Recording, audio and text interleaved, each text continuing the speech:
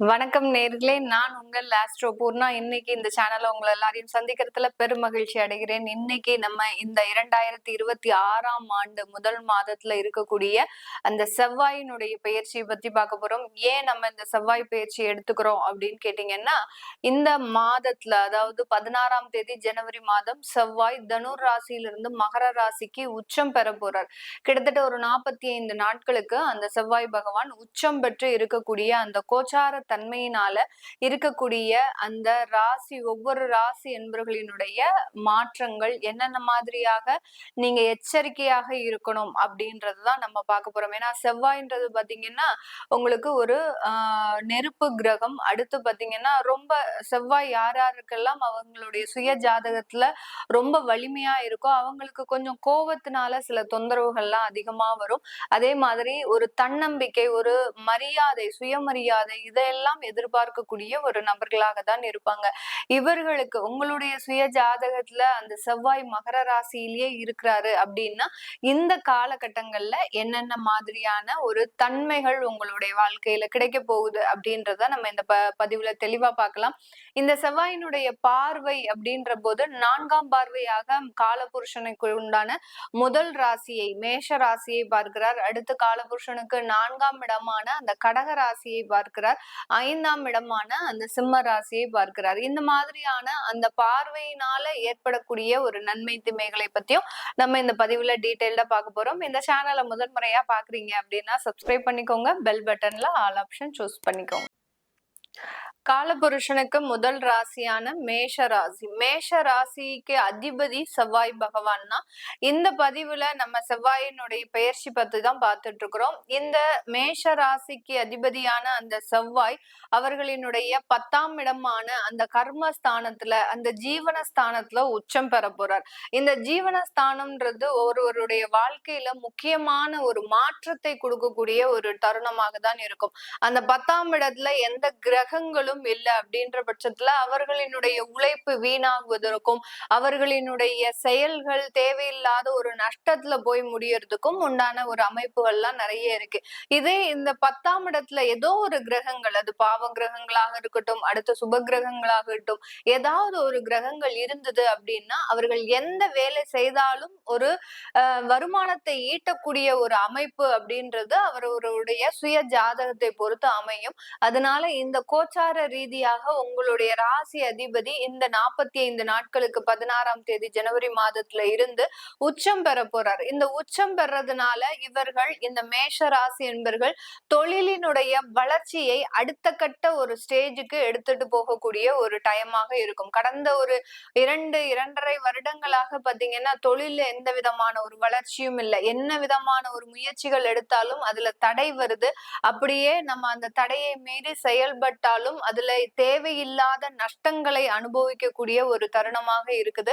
அடுத்து பாத்தீங்கன்னா ஆர்டர்ஸ் எல்லாம் கேன்சல் ஆகக்கூடிய ஒரு நிலைமை. இப்படி எல்லாம் இந்த மேஷ ராசி என்பவர்களுக்கு கடந்த 2 வருடங்களாக தேவையில்லாத தொழில நஷ்டங்களை அனுபவித்து வருகின்ற இந்த ராசி என்பவர்கள் இந்த காலகட்டம், இந்த 45 நாட்கள்ல தன்னம்பிக்கையோடு சில முயற்சிகளை செய்து அதற்குண்டான லாபத்தையும் அதற்குண்டான வருமானங்களையும் பெறக்கூடிய ஒரு நேரமாக தான் இருக்கும். ஏன்னா மேஷராசி என்பவர்கள் நிறைய ஒரு எஃபர்ட் எடுக்கக்கூடிய ஒரு நபர்களாக தான் இருப்பாங்க. உழைப்பு அப்படின்றது இவர்களுக்கு ஒரு மிக எளிதாக, எந்த விதமான ஒரு கடினமான ஒரு உழைப்பாக இருந்தாலும் அதை இரவு பகல் பாராமல் ஓய்வெடுக்காமல் செய்யக்கூடிய ஒரு முதல் நபர்கள் இந்த மேஷ ராசி என்பவர்கள் தான். அதே சமயத்துல அந்த குடும்பத்திற்காக சில விஷயங்களையும் நம்ம செய்யணும் அப்படின்னு ரொம்ப பேலன்ஸ்டா குடும்பத்தையும் நல்லா பார்த்துக்கிட்டு, அடுத்து பாத்தீங்கன்னா பொருளாதார ரீதியாகவும் யாரும் நம்ம கிட்ட கஷ்டம்னு வந்துடக்கூடாது, அந்த மாதிரியாக எல்லாரையுமே அனுசரிச்சு போகக்கூடியவர்கள் இந்த மேஷ ராசி என்பவர்கள். இப்படிப்பட்ட இந்த மேஷ ராசி என்பவர்களுக்கு கடந்த ஒரு 2-2.5 வருடங்கள் மிகப்பெரிய ஒரு பொருளாதார நெருக்கடி, அடுத்து பாத்தீங்கன்னா உறவு முறைகள்ல சில ஏமாற்றங்கள், இதை எல்லாத்தையும் அனுபவித்து ஒரு வெறுமையான ஒரு வாழ்க்கையை வாழ்ந்து கொண்டிருக்கின்றார்கள். இவர்களுக்கு இந்த 16ஆம் தேதியிலிருந்து ஒரு மிகப்பெரிய ஒரு மாற்றங்கள் கிடைக்கக்கூடிய ஒரு மாதமாக தான் இருக்கும்.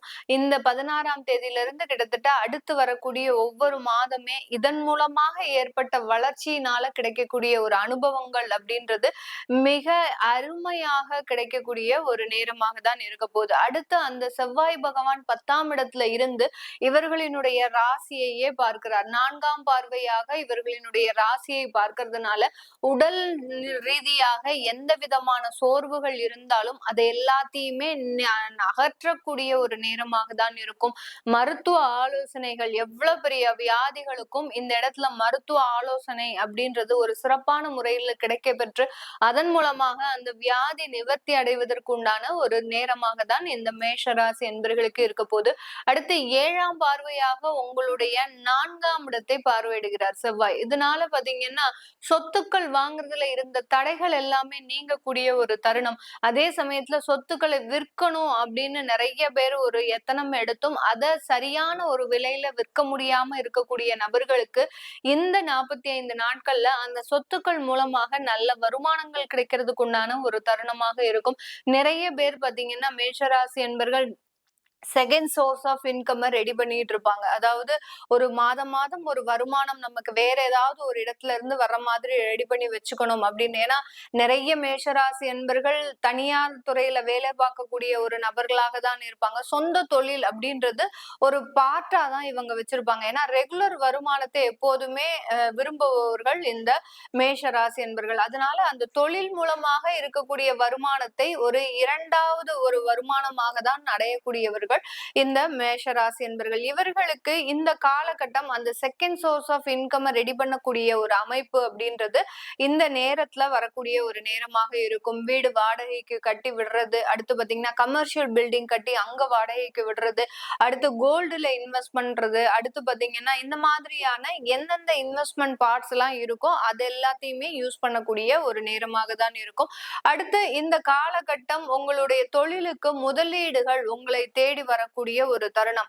இன்வெஸ்டர்ஸ் எந்த அளவுக்கு இல்ல, இன்வெஸ்ட்மெண்ட் மூலமாக நம்ம அந்த தொழில்ல பின்தங்கிய நிலைமையில இருக்கிறோம் அப்படின்னு சொல்றவங்களுக்கு இந்த நேரத்துல அதற்குண்டான ஒரு இன்வெஸ்ட்மெண்ட்டும் வர்றதுக்குண்டான ஒரு அமைப்பு, தொழில் ரீதியான முதலீடுகளை நோக்கி பயணிக்கக்கூடிய ஒரு நேரமாக இருக்கும்.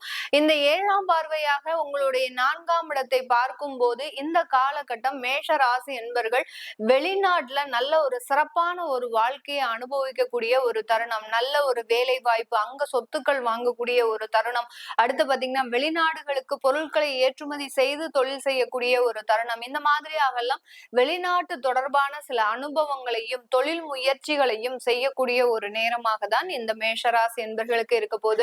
அடுத்து 8ஆம் பார்வையாக உங்களுடைய 5ஆம் இடத்தை பார்க்கிறார். அந்த 8ஆம் பார்வை அப்படின்றது பாத்தீங்கன்னா ஒரு சின்ன ஒரு மன நெருடல்களை கொடுக்கக்கூடிய ஒரு தருணம். அதே மாதிரி அந்த இடத்துல உங்களுக்கு கேது பகவான் அப்படின்ற ஒரு அமைப்பும் இருக்கிறதுனால, உங்களுடைய ராசிக்கு 5ஆம் இடத்துல கேது இருக்கிறதுனால அந்த செவ்வாயை அந்த கேது பகவானை அந்த செவ்வாய் பார்க்கறதுனால இந்த காலகட்டம் குழந்தைகள்னால சின்ன மன வருத்தங்களோ, அடுத்து பாத்தீங்கன்னா குழந்தைகளினுடைய வாழ்க்கையை தீர்மானிக்கக்கூடிய இடத்துல இருக்கக்கூடிய மேஷராசி நபர்கள் அவர்களுக்கு நல்ல வாழ்க்கையை அமைச்சு கொடுக்கலையே, ஒரு திருமணம் செய்து முடிக்க முடிய மாட்டேங்குது, எவ்வளவோ சொத்து பத்துக்கள் இருந்தும் அவர்களுக்கு ஒரு நல்ல திருமணம் நடக்க மாட்டேங்குது, அப்படியே திருமணம் நடந்தாலும் அவர்களினுடைய வாழ்க்கையில் ரொம்ப சிரமப்படுகிறார்கள் அப்படின்ற மாதிரியான அந்த குழந்தைகள் மூலமாக சின்ன சின்ன மன நெருடல்களை சந்திக்கக்கூடிய ஒரு தருணமாக இருக்கும்.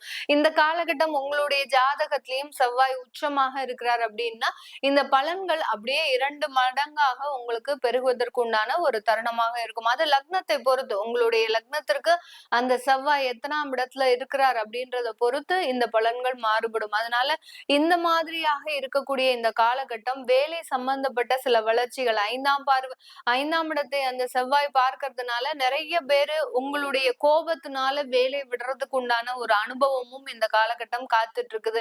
அதனால கோபப்படாம எவ்வளவுக்கு எவ்வளவு அந்த உத்தியோகத்துல ரொம்ப நிதானத்தோட இருக்கிறீங்களோ அவ்வளவுக்கு அவ்வளவு ஒரு நல்ல ஒரு அமைப்புகள் உங்களை தேடி வருவதற்குண்டான ஒரு நேரமாக இருக்கும். அதே நேரத்துல அரசாங்க உத்தியோகத்துல இருக்கிறவங்களுக்கு இந்த காலகட்டம் கொஞ்சம் ரொம்ப கவனமாக இருக்கணும். ஏன்னா அரசாங்க உத்தியோகத்துல இருக்கக்கூடியவர்களுக்கு நல்ல உங்களுடைய ப்ரமோஷன் வரக்கூடிய நேரத்துல உங்களுடைய தேவையில்லாத ஒரு வார்த்தைகள்னால அது கை நழுவி போகிறதுக்கும் உண்டான ஒரு அமைப்புகள்லாம் இருக்கு. அதனால அரசாங்க உத்தியோகத்துல இருக்கிறவங்க வேலைப்பளு ஜாஸ்தியாக ரொம்ப கோவப்படக்கூடாது. கோவப்பட்டீங்கன்னா உங்களுடைய ப்ரமோஷனோ இல்ல இடமாற்றமோ தேவையில்லாத தடைகளை சந்திக்கக்கூடிய ஒரு அமைப்பாக இருக்கும். இது எல்லாமே அந்த கேது பகவான் 5ஆம் இடத்துல அந்த செவ்வாயினுடைய பார்வையில இருக்கிறதுனால இந்த மாதிரியான பிரச்சனைகளை கொடுக்கும். அதனால அரசாங்க உத்தியோகத்துல இருக்கிறவங்களும் அரசாங்கம் சம்பந்தப்பட்ட சில விஷயங்கள்ல ஈடுபடுபவர்களும் இப்ப ஏதோ ஒரு டெண்டர் எடுத்திருக்கிறீங்க, அரசாங்கத்துல இருந்து அப்ரூவல் வர வேண்டியது இருக்கு அப்படின்னா அதுல கொஞ்சம் பொறுமையா வெயிட் பண்ணும். நீங்க உங்களுக்கு உண்டான சில பவர்ஸ் எல்லாம் நான் யூஸ் பண்றேன்னு பேர் வழி வேற இடத்துல ஏதாவது ஒரு சட்ட சிக்கல்ல மாற்றுறதுக்கும் வாய்ப்புகள் அதிகமாக இருக்கு.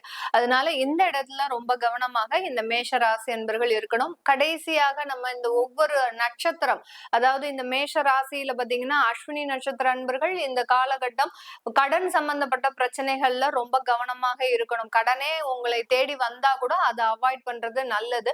அடுத்து பரணி நட்சத்திர அன்பர்களுக்கு இந்த காலகட்டம் சொத்துக்கள் சம்பந்தப்பட்ட சில ஆடம்பர செலவுகள் அதிகமாகிறதுக்கு வாய்ப்புகள் அதிகமாக இருக்கு.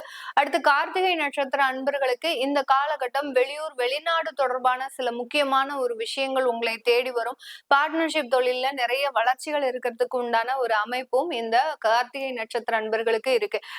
இப்போ நம்ம பார்த்துட்டு இருக்கக்கூடிய இந்த பலன்கள் எல்லாமே நம்ம கோச்சார நிலவரப்படி அடுத்து வரக்கூடிய இந்த 45 நாட்கள் எப்படி இருக்க போகுது அப்படின்றதுதான் நம்ம பார்த்திருக்கிறோம். இது உங்களுடைய தசாபுத்தி ரீதியான சில பலன்களையும் கொடுக்கும். உங்களுக்கு தசாபுத்தி செவ்வாய் திசையே நடக்குது, இல்ல பாத்தீங்கன்னா உங்களுடைய தசாபுத்திகள் ராகு திசை குரு திசை இந்த மாதிரியாக எல்லாம் நடக்குது, அதுல செவ்வாய் புத்தி நடக்குது அப்படின்ற மாதிரியான இடத்துல என்ன மாதிரியான ஒரு பலன்கள் மாறுபடும் அப்படின்னு கேட்கணும் விருப்பப்படுறவங்க கீழே இருக்கிற நம்பருக்கு வாட்ஸ்அப்ல அப்பாயின்மெண்ட்ல நீங்க கன்சல்ட் பண்ணிக்கலாம். உங்களிடமிருந்து விடைபெறுவது உங்கள் ஆஸ்ட்ரோ பூர்ணா. நன்றி, வணக்கம்.